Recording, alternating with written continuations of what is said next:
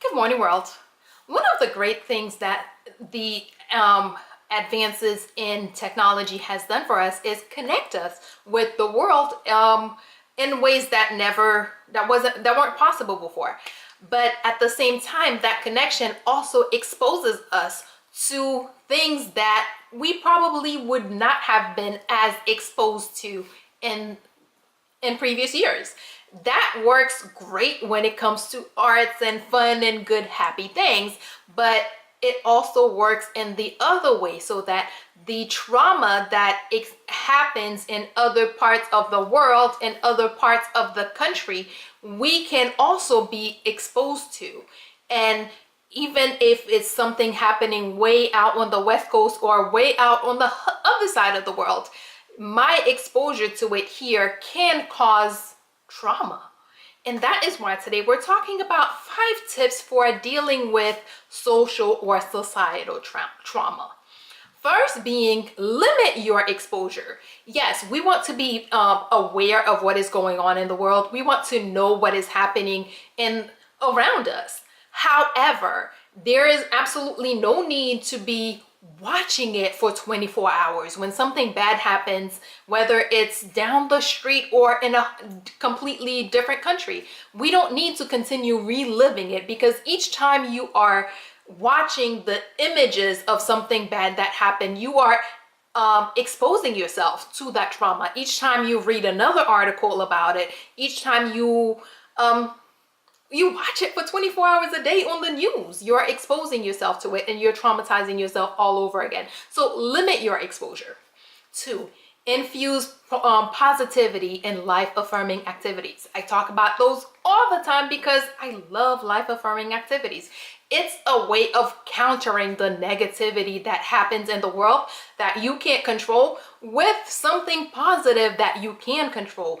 It's always a balancing act. You may not be able to do much about some of the negative things that happen, but you can at least add positive things into the world, into your world, to counter the negative experiences that you are exposed to. 3, take time to release your feelings. We have this thing of we need to be self-sufficient, self-motivated, self-whatever. And because of that, a lot of time we think that we need to be an army of one, or actually, or an island is what, let me use that because I don't want to mess with the army. But we don't exist in a bubble. We exist in a society, and we have others around us with whom we can share and release our feelings, because when you keep it bottled in, when you don't release it, it's eating you up inside. So instead of just letting it just gnaw at you all day, let it out. Talk to someone, talk to a professional, talk to a friend, whoever you need to talk to. Or do some physical activity to help you release the stress. 4, be helpful and engage in rebuilding and creating change.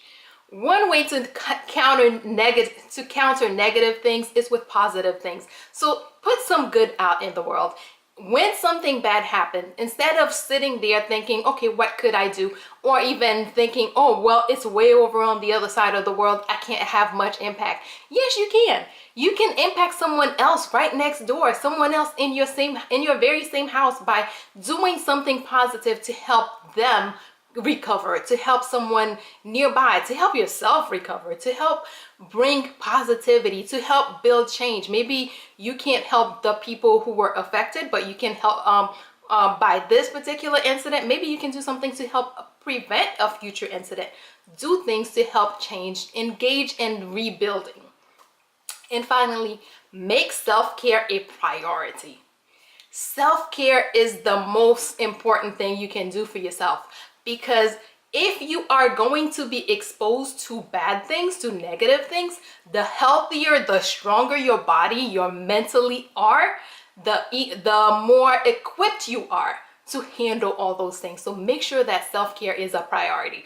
From making sure you're eating well, to that you're getting enough sleep, that you're getting exercise, whatever it is that you need to do to care for yourself, make sure you're doing that, because the stronger, healthier, better you are, the better equipped you are to handle all these things that are going to be happening, and of course to counter all these things that could be happening. quick recap. 1, limit your exposure. Yes, it happened. Yes, it's bad, but you do not need to relive it for 24 hours a day. 2, infuse positivity in life-affirming activities, because the best way to counter negative is with a positive, so do some positive. 3, take time to release what you're feeling. Take time to release your emotions, because if you just keep it bottled inside, it's not going away. It's just gonna keep eating at you on the inside and have you reacting in ways that you never even expected. So really take time to release your feelings. 4, be helpful. Engage in rebuilding and creating change, because you can make a difference. And finally, make self-care a priority, because the healthier and stronger you are, the better equipped you are to handle all these things that are happening, and of course to be ready to make that change. And yep, that is all we have for today. Good morning, world. Have an awesome day.